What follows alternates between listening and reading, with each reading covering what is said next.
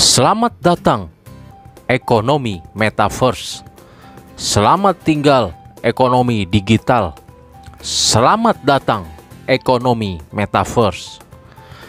Bersiap mengarungi metaverse oleh Yandra Arkeman, profesor di program studi Teknik Industri, Pertanian dan peneliti AI Blockchain IPB University.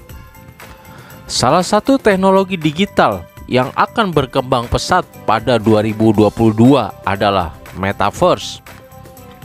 Perbincangan tentang metaverse dimulai sekitar akhir Oktober 2021 lalu ketika Facebook resmi berganti nama menjadi Meta. Sebagai tekad memasuki bisnis baru teknologi digital yang berbasis virtual dan augmented reality atau VR/AR. Sejak saat itu, diskusi tentang metaverse menjadi trending topik di berbagai media di seluruh dunia. Bagaimana tidak, teknologi baru ini akan mengubah peradaban dan perekonomian dunia secara revolusioner di masa depan.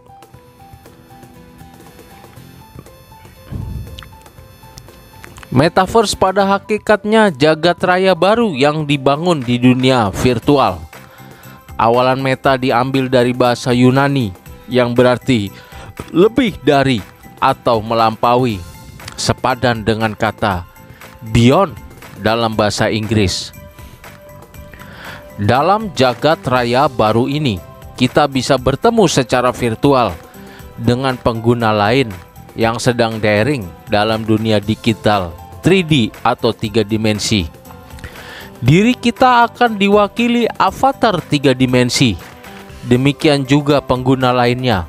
Inilah yang membedakan metaverse dengan internet 2 dimensi. Dalam internet konvensional, kita hanya bisa bertemu pengguna lain dengan menggunakan nama akun, foto, atau video 2D.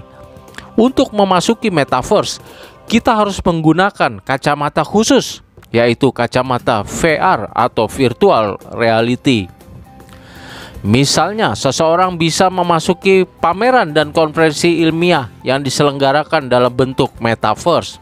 Setelah mendaftar, dia bisa datang dan memasuki ruang pameran dengan kacamata VR yang dia miliki. Dia bisa berkeliling ke seluruh booth pameran, bertanya ke penjaga stand, serta bertemu pengunjung lain secara virtual dan real time. Orang tersebut juga bisa melihat berbagai papan iklan di sepanjang pameran dan bertransaksi jual beli secara langsung di dunia virtual ini. Semuanya persis seperti dia mengunjungi pameran di dunia nyata. Bedanya, dia bisa melakukannya sambil duduk menggunakan baju tidur di rumah.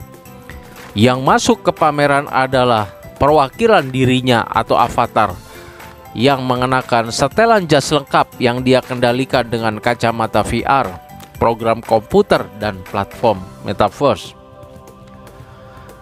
Setelah melihat pameran, dia bisa menjadi pembicara di konferensi ilmiah di depan peserta lain yang tentu dalam bentuk avatar juga. Bentuk 2 dimensi dari konferensi seperti ini sering kita lakukan sekarang menggunakan Zoom, Microsoft Teams, atau Google Meet. Platform konferensi konvensional ini akan segera bertransformasi menjadi metaverse.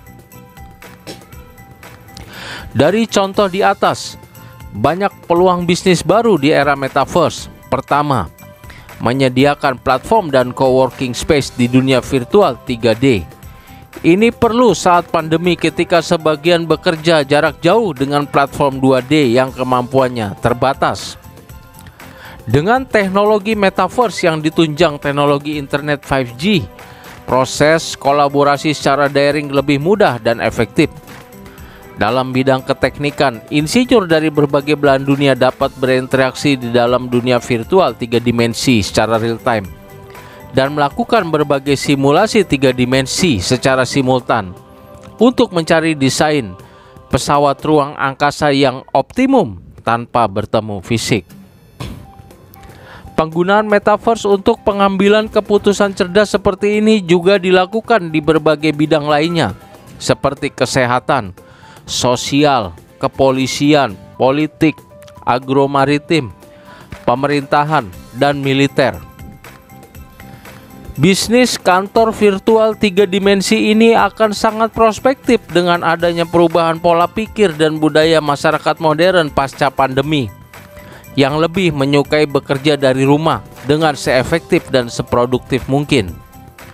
Dengan seringnya masyarakat menggunakan metaverse, akan terbuka peluang bisnis kedua, yaitu marketplace dan periklanan. Di setiap sudut ruang metaverse, kita bisa memasang papan iklan yang menarik sehingga bisa meningkatkan penjualan.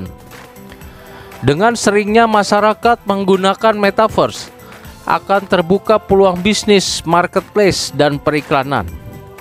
Di masa depan, transaksi e-commerce di metaverse bisa triliunan rupiah dan lebih besar daripada omset jual beli daring saat ini.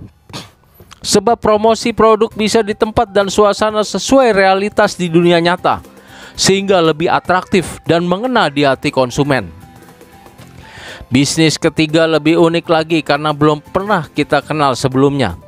Dalam bisnis ini kita bisa membeli atau menjual produk yang hanya ada dalam bentuk digital. Bentuk fisiknya tidak ada. Sebagai contoh, seorang avatar akan menghadiri pertemuan bisnis lalu membeli jas dan dasi di toko dalam metaverse. Transaksi dilakukan real, artinya ada uang yang berpindah dari pembeli ke penjual. Kelak, avatar ini bisa menjualnya jika sudah tak diperlukan. Dalam metaverse seperti ini, kita juga bisa melakukan investasi dengan membeli tanah atau space. Harga tanah ini suatu saat naik karena tingginya permintaan, dan kalau dijual tentu menjadi sumber pendapatan yang sangat baik bagi investor. Sertifikat kepemilikan tanah dibuat dengan teknologi non-fungible token berbasis blockchain yang lebih aman dan sangat sulit dipalsukan.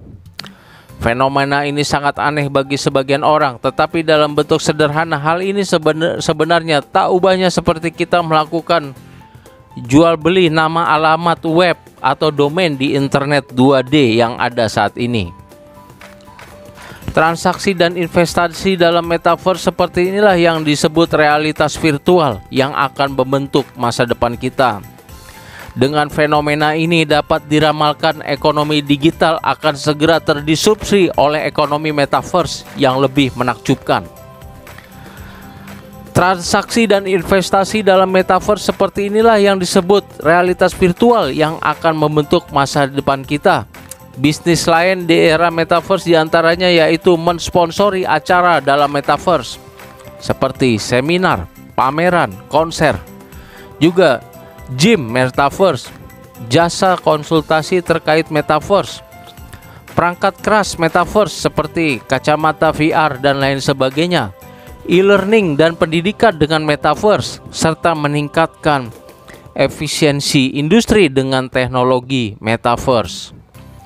Lalu apa implikasi teknologi metaverse ini untuk kita saat ini? Hal yang jelas, kita tidak mau hanya menjadi pengguna teknologi metaverse. Saat ini raksasa teknologi digital seperti Meta, Google, Microsoft dan lainnya berpacu merajai bisnis metaverse, kemudian menjualnya ke negara ketiga. Maka kita harus mempersiapkan diri menguasai bahkan menjadi inovator berbagai aspek dari metaverse ini. Kita harus berpacu dan berkolaborasi dengan negara maju untuk mempelajari berbagai ilmu dan teknologi digital terkait metaverse. Berbagai pusat riset teknologi digital maju harus segera dibangun di berbagai perguruan tinggi di Indonesia. Sebagai contoh, di IPB pada 2017 dibentuk grup riset blockchain, robotic and artificial intelligence network atau BRAIN yang sekarang perlu bertransformasi menjadi Meta BRAIN. Selain itu, kita harus mempersiapkan SDM unggul di bidang teknologi digital maju. Hanya dengan nasionalisme tinggi, kita bisa menyaingi raksasa teknologi digital maju dunia agar dapat duduk sama rendah dan berdiri sama tinggi dengan mereka. Kita tentu tak mau menjadi korban kapitalisme teknologi yang semakin mengancam dunia. Demikianlah pemirsa tentang kajian kita tentang ekonomi baru Metaverse. Terima kasih atas perhatiannya. See you on my next video. Terima kasih.